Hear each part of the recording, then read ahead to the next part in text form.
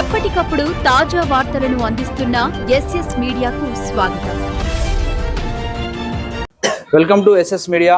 నిన్న జరిగినటువంటి బీసీ బంద్లో అన్ని రాజకీయ పార్టీలు, అన్ని రకాల విద్యార్థి సంఘాలు, కుల సంఘాలు అన్ని కూడా పాల్గొని బీసీ బంద్ను విజయవంతం చేయడం జరిగింది. దీనిపై మాట్లాడడానికి మన దగ్గర ఎస్సీ ఎస్టీ విద్యార్థి సంఘం రాష్ట్ర అధ్యక్షులు కట్టెల శివకుమార్ గారు ఉన్నారు.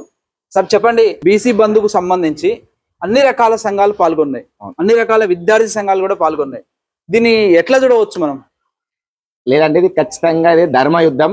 నిన్న ఏదైతే బీసీ ప్రజా సంఘాలు, కుల సంఘాలు, గౌరవనీయులు ఆర్ కృష్ణయ్య గాని, జాదల శ్రీనివాస్ గౌడ్ గాని ఏదైతే 42% స్థానిక సంస్థల్లో రిజర్వేషన్ అమలుకై మరి రాష్ట్ర అధ్యక్షులు ఆర్ కృష్ణయ్య గారు కానీ, జాదల శ్రీనివాస్ గారు కానీ, మరి సంపన్న కులాలైన భారతదేశంలో 50% జనాభా ఉన్న బీసీ బిడ్డలకై మరి 42% స్థానిక సంస్థల్లో మరి వాళ్ళకి కల్పించాలని పెద్ద ఎత్తున ఉద్యమం చేయడం జరిగింది. ఏదైతుందో మరి ఈ రోజు బీసీ బిడ్డలు ఎమ్మెల్యేలు, ఎంపీలు రాజ్యసభ అడగట్లేరు. స్థానిక సంస్థలు సర్పంచ్గా, జెడ్పీటీసీగా, ఎంపీటీసీగా మరి గెలుపొంది స్థానిక సమస్యలపై ప్రజలకు మరి పనిచేసే విధంగా వాళ్ళకి అవకాశం ఉంటుంది. కావున 42% అది భిక్ష కాదు, మా హక్కుగా మరి పోరాటం చేస్తున్న క్రమంలో ఖచ్చితంగా అమలు చేయాలి. మరి హైకోర్టులో కొట్టివేయడం జరిగింది. మరి సుప్రీంకోర్టులో కూడా మరి పార్లమెంట్లో కూడా బీజేపీ ప్రభుత్వం మరి వెంటనే బిల్లు పాస్ చేసి అమలు చేసి 42% రిజర్వేషన్లు అమలు చేయాలి.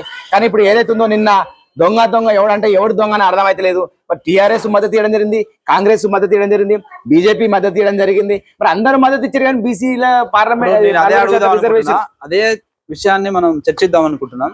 ఇక్కడ అధికారంలో ఉన్నది కాంగ్రెస్ పార్టీ, కేంద్రంలో అధికారంలో ఉన్నది బీజేపీ పార్టీ, ప్రతిపక్షంలో ఉన్నది రాష్ట్రంలో బీజేపీ ఉంది, బీఆర్ఎస్ ఉంది. కానీ అందరూ కూడా మరి పాల్గొన్నారు. ఎవరి మీద వీళ్ళు ధర్నా చేసిరంటే ఏం చెప్పొచ్చు? ఇప్పుడు ఒక్క మాట చెప్పాలంటే అర్థం కావట్లేదు. గుడ్డెద్దు పోయి చేన్ల పడ్డట్టుంది. ఉదాహరణకి ఇప్పుడు అన్ని పార్టీలు మద్దతు అంటున్నాయి. మరి అన్ని పార్టీలు మద్దతు ఇచ్చింది ఇప్పుడు దాడి ఎవరి మీద చేస్తారు? ఇట్లా బలిపశు ఓలడుతున్నాయి. అర్థం కావట్లేదు. ప్రజల బీసీ బిడ్డల అనేది ఖచ్చితంగా బలిపశువులు అయితే బీసీ బిడ్డలే. ఎందుకంటే ఈ బీసీ బిడ్డల పక్షాన మా ఎస్సీ ఎస్టీ విద్యార్థి సంఘం సంపూర్ణ మద్దతు ఇచ్చి భవిష్యత్తులో కూడా మలిదేశ తెలంగాణ ఉద్యమంలో ఏ విధంగా అయితే పోరాడామో ఖచ్చితంగా 42% రిజర్వేషన్లు స్థానిక సంస్థలు అమలయ్యే విధంగా చేసే విధంగా రాష్ట్ర కేంద్ర ప్రభుత్వాల ఒత్తిడి తెచ్చే విధంగా కూడా మా ఎస్సీ ఎస్టీ విద్యాసంఘం పనిచేస్తుంది. వెంటనే పార్లమెంట్ లో బిల్లు పెట్టి మరి 42% రిజర్వేషన్లు అమలు చేయాలి. మరి పక్క రాష్ట్రాల్లో తమిళనాడులో కానీ వేరెక్కడ అమలు జరుగుతూ ఉన్నాయి. మరి తెలంగాణలో అమలు చేయడం తప్పులేదు. కానీ ఎట్లయిందంటే ఇప్పుడు నోటికాడి ముద్దని గుంజుకున్నట్టుగా వ్యవహరిస్తున్నారు. వాస్తవానికి 42% రిజర్వేషన్ అనేటువంటిది మైనార్టీలను కలుపుకోనా లేదు ఓన్లీ బీసీకి? నాది ఇప్పుడు 42% రిజర్వేషన్లు మైనార్టీని కలుపుకొని చేసిన నష్టం లేదు, కంప్లీట్ బీసీలకు ఇచ్చిన నష్టం లేదు. ఎందుకంటే ఆల్రెడీ ఎస్సీల 15% రిజర్వేషన్ ఉంది, ఎస్టీలకు కూడా మరి 10% రిజర్వేషన్ ఉంది, మైనార్టీలకు కూడా ఆల్రెడీ రాజశేఖర రెడ్డి గారు ప్రత్యేక రిజర్వేషన్ కేటాయించారు. కావున వారికి కేటాయించిన మరి కలిపినా నష్టం లేదు. కానీ బీజేపీ ప్రభుత్వం ఏంటంటే మైనార్టీని బీసీ రిజర్వేషన్ లో కలపడం ద్వారా బీసీలకు అన్యాయం అవుతుందని వద్దంటారు. అసలు వారి మనసులో బీసీ రిజర్వేషన్ పెంచాలని ఉందా, లేదా మైనార్టీలని బూచిగా చూపించి మరి బీసీలని అనగదొక్కే ప్రయత్నం చేస్తుందా అని ఈ బీజేపీ పార్టీని కూడా మరి బీసీ బిడ్డలు గాని, బహుజన ప్రజలు గాని, ఎస్సీ ఎస్టీ సంఘాల పక్షాలు కూడా ఖండిస్తా ఉన్నాం, ప్రశ్నిస్తా ఉన్నాం. ఇంకోటి సార్, ఇక్కడ మనకి తెలంగాణ కాంగ్రెస్ ప్రభుత్వం ఆల్రెడీ 42% ఇస్తున్నది, బీసీ కమిషన్ వేసింది, దానిపైన గవర్నర్ కూడా బిల్ పంపింది. కాంగ్రెస్ ప్రభుత్వం ఏదైతే కామారెడ్డి సభలో చెప్పిన దాని ప్రకారంగా బీసీ కమిషన్ వేసి బీసీలు 42% వాళ్ళకి ఇయ్యాలని అన్నది. ఇచ్చే క్రమంలో కోర్టుకు వెళ్ళింది, అదేవిధంగా గవర్నర్ దగ్గర పంపింది, స్థానిక సంస్థల నోటిఫికేషన్ కూడా రిలీజ్ చేసింది.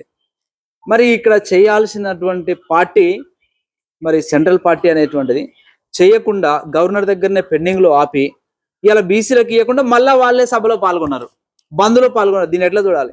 ఖచ్చితంగా రానున్న రోజుల్లో బీసీ బిడ్డలు, ఎస్సీ ఎస్టీ, మైనార్టీ, బహుజన సంఘాలందరూ కూడా బీజేపీ పార్టీకి మరి చెంపపెట్టు అనే సందర్భం ఉంది. వారికి జవాబు చెప్తారు.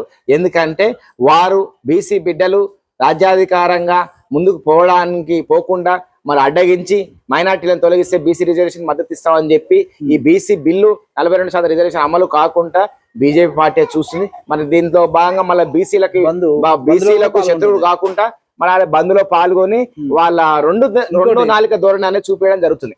ఇంకోటి, ఇప్పుడు బీసీలకు ఏదైతే 42% రిజర్వేషన్ కావాలంటారో అది కాంగ్రెస్ ఇలా అన్ని పార్టీలు పాల్గొన్నాయి. ఇది బీజేపీ, కాంగ్రెస్, అందరూ. మరి అన్ని పార్టీలో ఉన్న బీసీ ఎమ్మెల్యేలు ఎంపీలు రాజ్యసభ సభ్యులు మా బీసీలో 42% రావాలని మూకుమ్మడిగా రాజీనామా చేస్తున్నాను ఒక స్టేట్మెంట్ ఇస్తే ఆటోమేటిక్ గా ఇస్తుందిగా కేంద్రం. వాస్తవంగా బాగుంటుందండి. ఎందుకంటే ఇలా మరి బీసీలు సుమారుగా ఎమ్మెల్యేలు ఎంపీలు మరి ఒక 30-40 సంఖ్యలో ఉన్నారు. మరి వాళ్ళు ఖచ్చితంగా బీసీ రిజర్వేషన్ అమలుకై మా బీసీ బిడ్డలు మరి అక్కడ ఓట్లు వేస్తేనే వాళ్ళు ఎమ్మెల్యేలుగా ఎంపీలుగా రాజ్యసభగా ఎన్నికయ్యారు కావున వాళ్ళు రాజీనామా చేసి బీసీ బిడ్డల కోసం రాజీనామా చేస్తే కేంద్రం కూడా అసలుకి తలొగ్గుతుంది. బీసీల హక్కులకే బీసీ ప్రజాప్రతినిధులు రాజీనామా చేసిరని చేసి పెద్ద లెవెల్ చర్చ అయ్యి రేపన్నాడు బిల్లు కూడా పాస్ అయ్యే విధంగా ఉంటది. కానీ వారు కూడా ఏంటంటే నా భార్య నా పిల్లలు మేము బాగుంటే సార్లు గెలిచి బోడమల్ల అన్నట్టు ప్రజలని మభ్య పెట్టడానికి బీసీ బంద్ లో పాల్గొని బీసీలకు మేము అండగా ఉంటున్నాం అని చెప్పి ఇలాంటి అన్ని కూడా చేస్తుంది. ముమ్మాటికి అంతే అండి. ఇవాళ బీసీ ప్రజాప్రతినిధులు వెంటనే రాజీనామా చేసి వాళ్ళకి పదవులు ముఖ్యం కాదు, ఆ జాతి బిడ్డల ఆ హక్కుల ముఖ్యం అని చెప్పి రాజీనామా చేస్తే బాగుంటుంది. కానీ వాళ్ళ స్వార్థ ప్రయోజనాలు వాళ్ళ అంతస్తులు ఆస్తులు వ్యాపారాలు కాపాడుకోవడానికి కోసం రాజకీయాల్లోకి వచ్చి ఏదైతే కమ్యూనిటీ చెప్తున్నారో బీసీ అని ఆ బీసీ బిడ్డలకు అన్యాయం అయ్యే విధంగా మరి వాళ్ళు నిమ్మకు నీరెత్తినట్టు వ్యవహరిస్తూ మరి అక్కడ ఇది అమలు కాదని తెలిసినా కానీ మళ్ళీ వచ్చి బంధుకు మళ్ళీ మా పార్టీ మద్దతు ఈ పార్టీ మద్దతు అన్ని పార్టీల బీసీ బిడ్డలు వచ్చి ఇలా పోరాటం చేయడం చాలా సిగ్గుచేటనీయం. వెంటనే ఏ పార్టీలో ఉన్న బీసీ నాయకులు ఆ పార్టీకి రాజీనామా చేసి బీసీ బిడ్డల 42% స్థానిక సంస్థల రిజర్వేషన్ అమలుకై వారు పోరాటం చేస్తే బాగుంటుందని మా ఎస్సీ ఎస్టీ విద్యార్థి సంఘం పక్షాన తెలియజేస్తూ డిమాండ్ చేస్తున్నాం. ఆల్రెడీ బీసీకి సంబంధించిన 42% రిజర్వేషన్ సుప్రీంకోర్టులో ఉంది. ఇప్పుడు సుప్రీంకోర్టు ఏం చెప్తున్నారంటే పాత రిజర్వేషన్ ప్రకారం మీరు స్థానిక సంస్థల ఎలక్షన్ లోకి వెళ్ళొచ్చు అని చెప్తుంది. ఏమైతుందో మరి వేచి చూద్దాం. మరొక లీడర్ ఉన్నారు, ఆయనతో మాట్లాడదాం.